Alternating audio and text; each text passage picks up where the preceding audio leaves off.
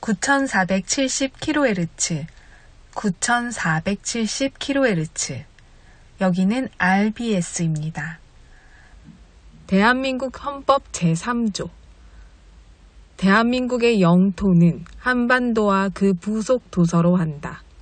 북한에 있는 동포 여러분도 헌법상 대한민국 국민입니다. 2026년 새해에는 북한을 포함한 모든 공산주의 이념에 동조하는 세력들이 무너지고 자유를 누리는 해가 되기를 소망합니다.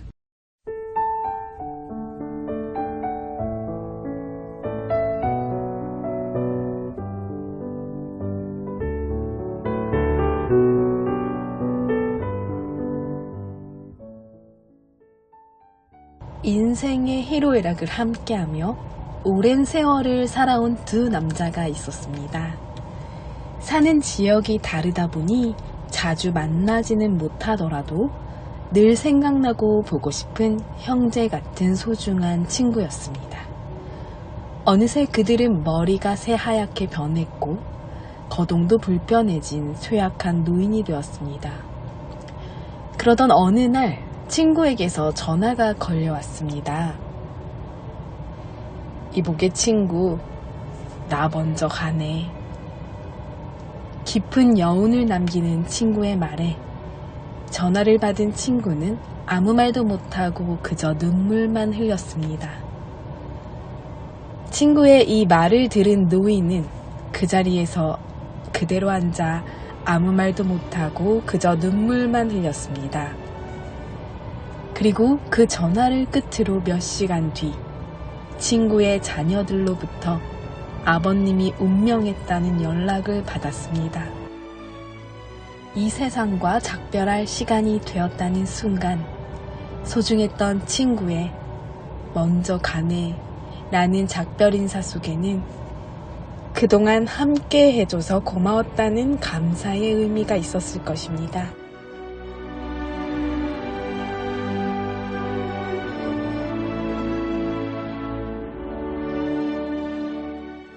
친할 친, 옛 구. 옛날부터 오랫동안 친하게 지낸 사람이 바로 친구입니다. 그래서 나이가 들면서 동료나 동지는 만들 수 있어도 친구가 생기기는 어렵다고 합니다. 친구는 만드는 게 아니라 긴 세월 한가운데 생겨나는 것이기 때문입니다. 지금 이 방송을 듣는 우리 북녘동포들 곁에서 세월을 함께 해준 소중한 친구가 있다면요. 그 친구에게 소중한 친구가 되어주세요. 인생에서 인간이 가질 수 있는 모든 것은 가족과 친구라는 것을 알게 되었다. 이들을 잃게 되면 당신에겐 아무것도 남지 않는다. 따라서 친구를 세상 그 어떤 것보다 더 소중하게 여겨야 한다. 트레이 파커.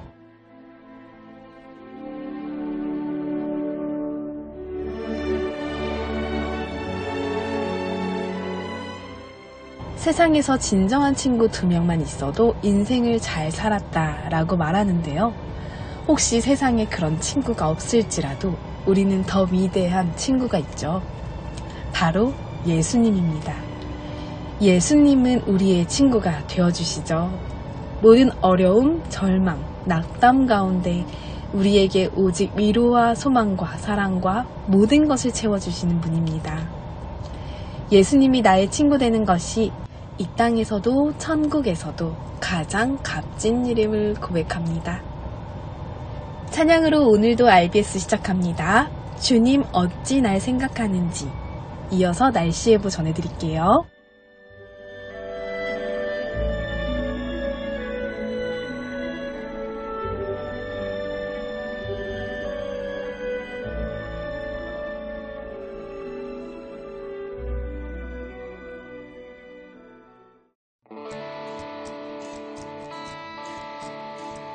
주님 어찌 날 생각하시는지 들으시는지 내 기도 주님 진실로 날 생각하시네 나 사랑하네. 놀라워라. 나는 주의 친구. 나는 주의 친구. 주님 내 친구로 부르셨네. 나는 주의 친구. 나는 주의 친구. 주님 내 친구로 부르셨네. 주님 어찌 날 생각하시는지 들으시는지 내 기도.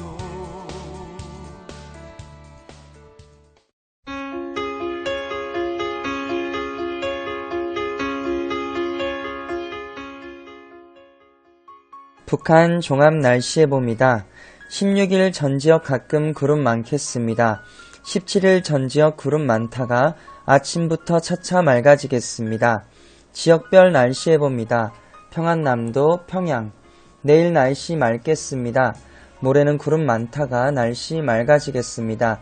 최저기온 22도에서 최고기온 31도까지 오르겠습니다. 평안북도 신의주 내일 날씨 맑겠습니다.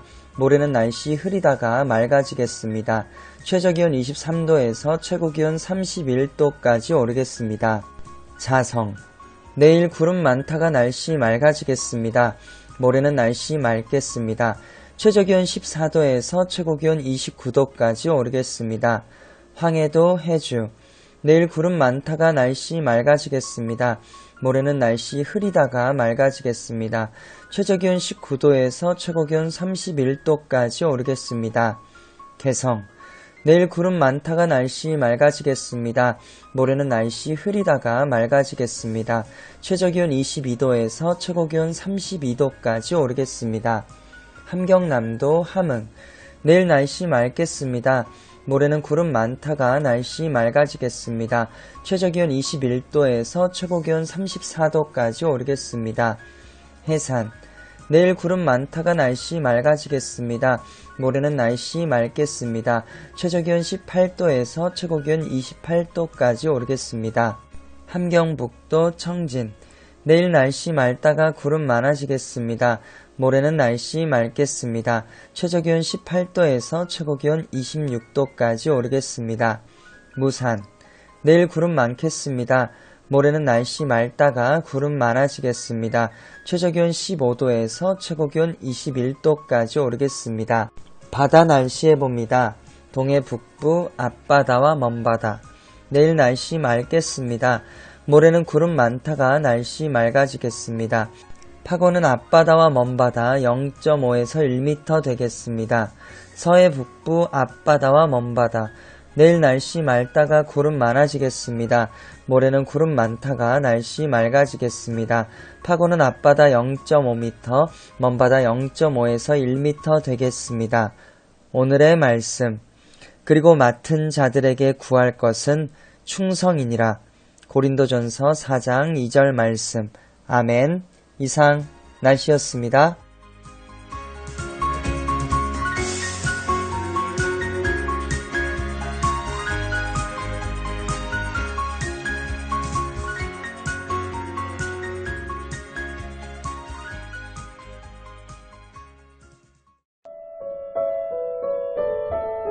여기는 RBS 부흥복음통일방송입니다.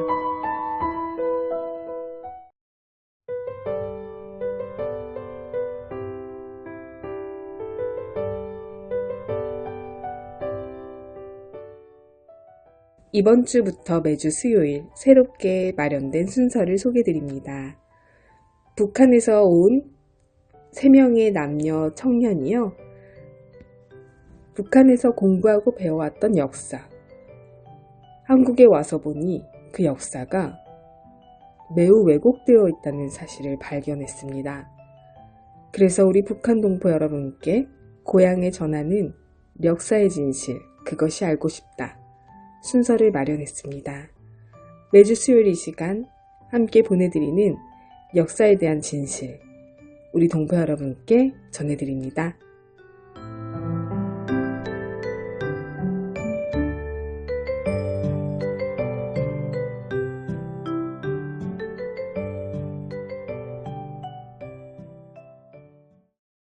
네, 북녘동포 여러분 안녕하십니까? 역사의 진실을 찾아 떠나는 진실의 등대 시간입니다. 역사의 진실을 밝혀줄 진실의 등대 유일한님 나오셨습니다.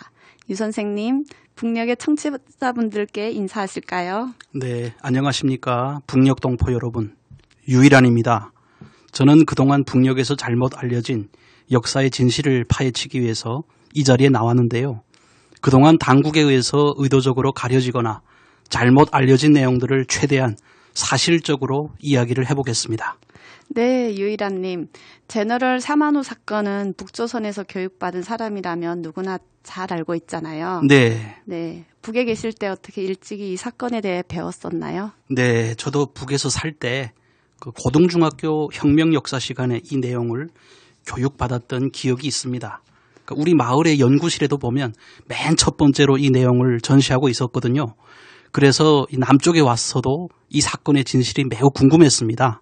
네, 그렇죠. 저도 비슷한 기억을 가지고 있습니다. 네. 네, 북에서 이 사만호 사건을 매우 중요하게 다루는 것은 네. 그럴 만한 이유가 있을 것 같은데요. 네, 그렇죠. 네, 혹시 이 사건을 구체적으로 어떻게 설명할 수 있나요? 네, 그 북조선의 교과서와 공식적인 그 역사 자료를 보면 다음과 같이 설명을 하고 있습니다. 1866년 미제 침략선 제너럴 샤마노가 평양의 대동강을 거슬러 올라와 온갖 약탈과 살상, 강도짓을 감행했다. 이때 김일성 주석의 증조부이신 김응우 선생이 앞장서서 평양 인민들을 조직하고 또 화공전술로 맞서 싸워 미제의 침략선을 불태우고 대동강에 격침시키셨다. 이것이 역사상 우리 조선인민의 첫 반미투쟁이었다라고 설명을 합니다. 네, 오랜만에 들으니 저도 기억이 새록새록합니다.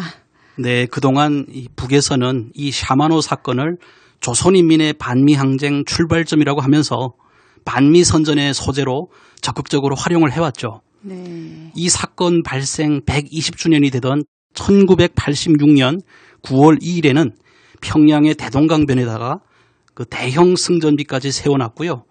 그 승전비 바로 옆에는 1968년에 납치했던 미국 정보선 그 푸에블로호 아주 유명하잖아요. 네. 이 배까지 가져다 놓고 또 한 반미 항전의 상징으로 삼았죠. 아, 네. 그러면 오늘 이 사건을 다루면서 저희가 가장 우선 해야 할 일은 네, 역사적 사실관계부터 분명히 해야 할 것 같습니다. 네. 네, 물론 그 내용이 북에서 주장하는 것과는 많이 다를 수도 있겠죠. 그렇죠. 네, 그럴 수 있죠.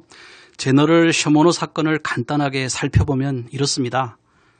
1866년, 그러니까 고종 3년 차가 되겠죠. 네. 이해 여름에 미국인 프레스턴 소유의 상선이 대동강을 거슬러 평양까지 들어왔는데요. 약 보름 만에 조선 측의 공격으로 불타 대동강에 격침된 그런 사건입니다. 아, 네. 그렇게 또 설명할 수 있군요. 네. 네, 아주 간단하게 잘 정리해 주셨습니다. 네, 좀 더 이야기를 하면 1866년 당시에 조선에서 병인 박해로 많은 천주교 신자들이 죽었고요. 이에 대한 프랑스의 그 보복 소문이 아주 자자했었어요. 그래서 아주 나라가 온통 시끄럽던 때였죠. 네. 그런데 낯선 서양배가 서해안에서부터 대동강을 거슬러 평양까지 올라와 무역을 요구한 거였어요.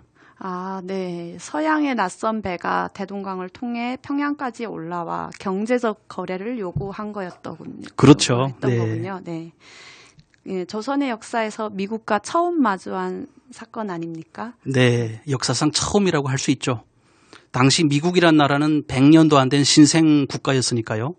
이때 조선의 관리들은 이 낯선 이 서양배 항행을 영토적 침해로 봤어요. 그래서 그 항행을 포기하고 그만 돌아가도록 만류를 했죠. 하지만 이들은 프랑스 함대가 곧 쳐들어온다고 위협하면서 교역을 요구하는 과정에 그 양측의 어떤 충돌이 일어났던 겁니다. 그런데 장마철이 끝나가면서 대동강물이 얕아지고 이 배는 모래톱에 걸려서 움직일 수가 없게 됐어요. 그때 평양의 군인과 주민들이 이 화공작전, 결국 그것으로 인해서 이 셔먼호 배가 이게 불타 격침된 것입니다. 그러니까 결국엔 예측하지 못했던 그런 사건이 일어났던 거죠. 아, 네. 대략적인 내용이 그랬군요. 네. 여기서 화공을 설명하자면 작은 배들에 짚을 싣고 거기에 네. 불을 붙여서 샤마노 그 호에 들이받아 불태우는 전투 방식이라고 볼 수 있겠죠. 그렇죠. 네. 네. 그러면 이때 저너럴 샤마노에는 주로 어떤 사람들이 타고 있었을까요? 네, 제너럴 셔먼호의 그 승무원 구성을 봤을 때 그 내용은 이렇습니다. 우선 미국인 선주 프레스턴을 비롯해서 선장과 항해사까지 미국인 3명, 또 통역 담당을 맡았던 토마스, 그리고 화물 관리인은 영국인이었고요. 이렇게 서양인은 총 5명 정도였습니다. 나머지는 중국인과 말레이시아인 선원으로 약 19명 정도였다고 합니다. 아, 네. 이 배에 탄 미국인과 영국인, 즉 서양인들은 모두 5명에 불과했네요. 그렇죠. 네. 그러면 우리가 여기서 또 하나 중요하게 확인해야 할 것이 있네요. 네. 이 사건에 관한 공식 역사 기록에 과연 네. 김묵무라는 인물이 혹시 등장합니까? 네, 결론부터 말씀드리면 당시 그 조선 왕조의 공식 기록 어디를 찾아봐도 이 김웅우라는 이름을 찾아볼 수가 없습니다.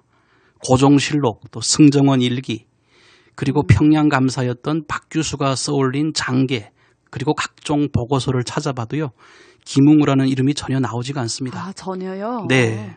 북에서 강조하듯이 그렇게 중요한 인물이면 당시 기록에 나오는 게 너무 당연할 텐데요. 그렇죠. 네. 그렇지 않다면 여기서 중요한 의문이 생길 수밖에 없네요. 네. 네, 어쩌면 북조선 당국에서 내세우는 김웅우에 관한 주장이 실제로는 별 근거 없는 얘기일 수도 있겠네요.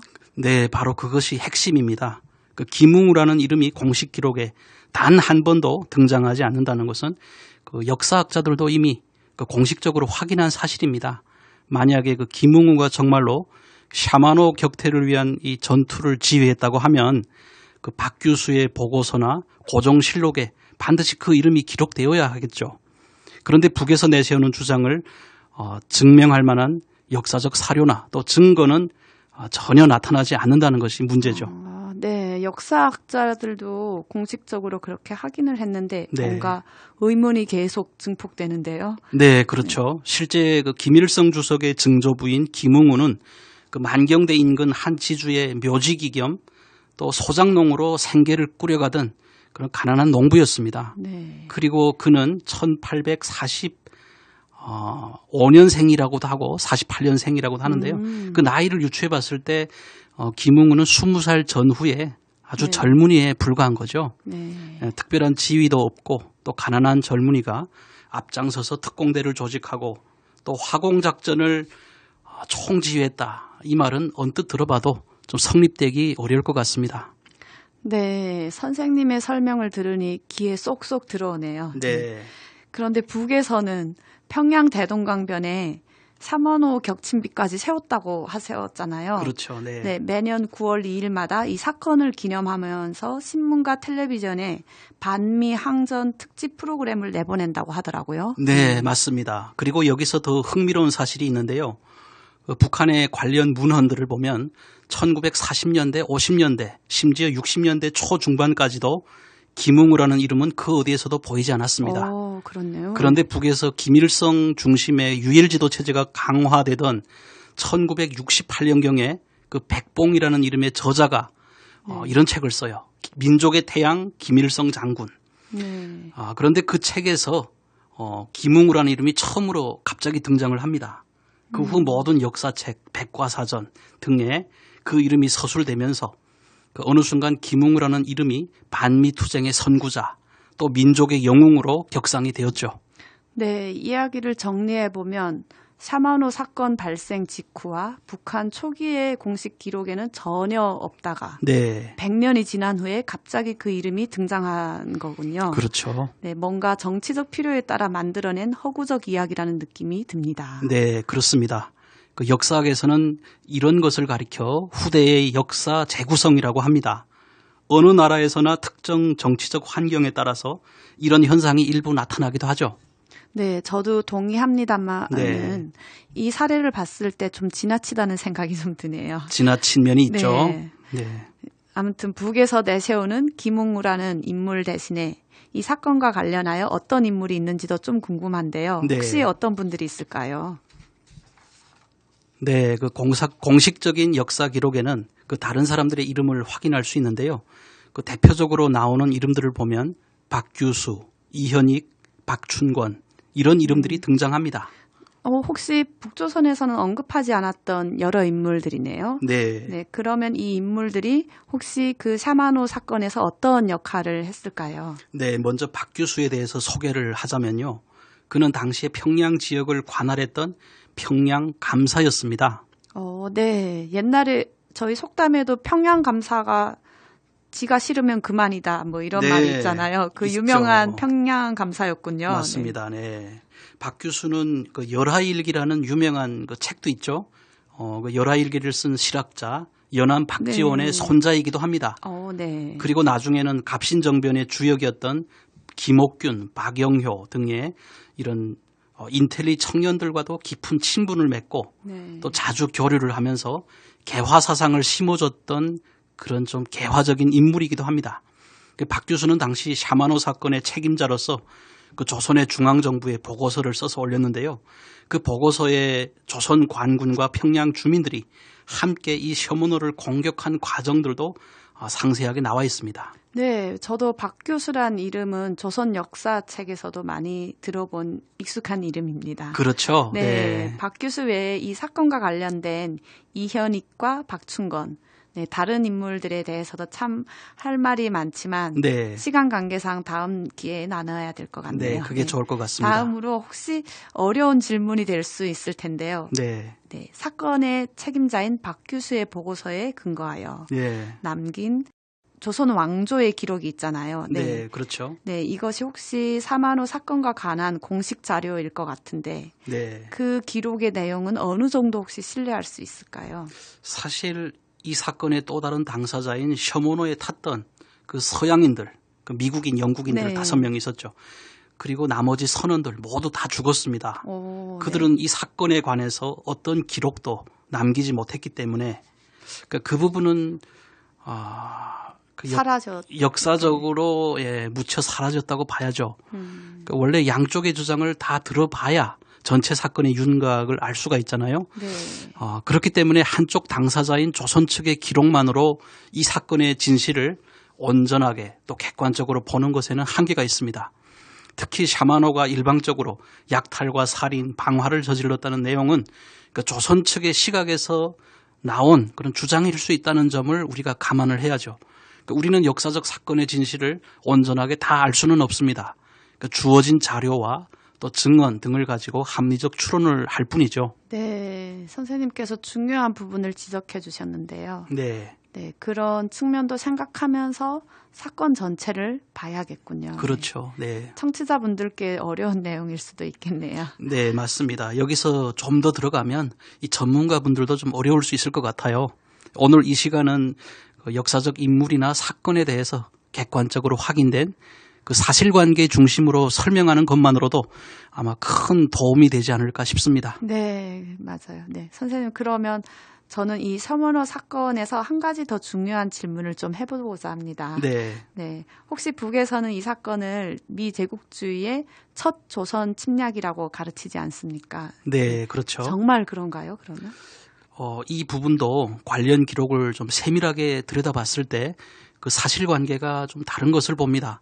그러니까 결론적으로 이야기하면 이 사건은 미국 정부가 조선을 침탈하려는 목적으로 일으켰던 것이 아닙니다. 당시 샤마노는 무역으로 돈을 벌기 위해서 세계 각지를 돌아다니는 한 개의 상선에 불과했어요. 그러니까 즉 미국 정부 소속의 군함도 아니었고 단지 물물교환, 즉 장사를 위해서 조선해온 민간의 무역선이었습니다. 개인 상선이었네요. 그렇죠. 네. 그리고 1866년 당시 그러니까 미국은 노예 해방 등의 그런 내부적인 문제들 때문에 그 남북 전쟁을 치렀어요. 한 거의 5, 6년 동안을 그렇죠. 했을 겁니다. 네. 예, 그 전쟁 때문에 정신이 없었어요. 즉 미국은 외부에 신경 쓸 겨를조차 없었다는 거죠. 네. 그 전쟁과 그 수습에도 벅찰지경인데 동쪽의 먼 작은 나라 이 조선으로 침략을 왔다. 이건 객관적으로 봐도 말이 안 됩니다. 차라리 영국인들의 침략이다 이렇게 말을 했으면 그것보다 좀 더 그럴듯한 아마 선전이 되었을 것 같은데요. 그러므로 북에서 주장하듯이 이 사건을 미국 정부의 군사적 침략이라고 이렇게 단정짓기에는 사실과는 좀 많이 다릅니다. 그러네요. 네, 북녘의 동포 여러분, 오늘 우리는 고종실록을 비롯한 다양한 역사 기록을 통해 제너럴 샤마노 사건을 뒤집어서 객관적 사실 중심으로 살펴보았습니다. 이를 통해 역사는 누군가가 일방적으로 지어내 주장하는 것이 아니라 기록을 통해 확인되는 객관적 사실이어야 함을 다시 또 생각해 보게 되네요. 네, 그렇습니다. 가짜 역사는 결코 오래갈 수 없습니다. 역사적 진실은 누군가에 의해서 잠시 가려질 수는 있어도 결국엔 다 드러나게 됩니다. 북녘에 계신 여러분은 저희가 오늘 제시한 이 객관적 증거와 증언들 또 기록을 직접 들으면서 과연 역사적 진실이 무엇인지 스스로 판단할 수 있다고 생각합니다. 우리가 진짜 역사를 자각할 때 비로소 올바른 미래를 향해서 나아갈 수 있습니다. 진실의 등대는 앞으로도 동포 여러분의 눈을 가린 거짓의 장막들을 하나씩 걷어내고 진실을 드러내겠습니다. 네, 감사합니다. 네, 그러면 저희는 감춰진 역사 속 진실을 찾아 다음 시간에 다시 찾아오겠습니다. 네. 북녘 동포 여러분, 안녕히 계십시오. 네, 감사합니다. 네, 감사합니다.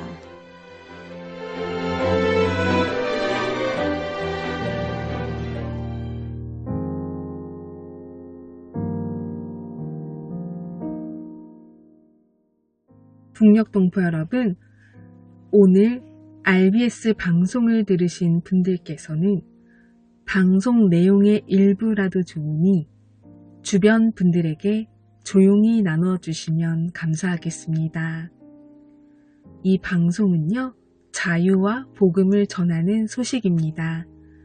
우리 동포 여러분께서 주변의 지인들께 이 방송을 들었던 내용 중 감동을 받았던 것을 조용히 함께 나눠주시고 그 내용을 전달해 주시면 정말 감사하겠습니다. 함께 복음통일 자유통일을 이루어가는 시작이 될 것입니다.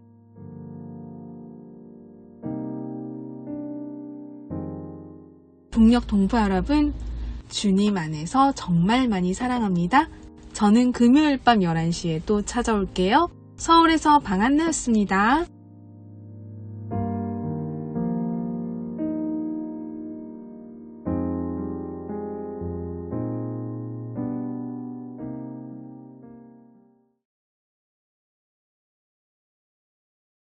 (9470kHz)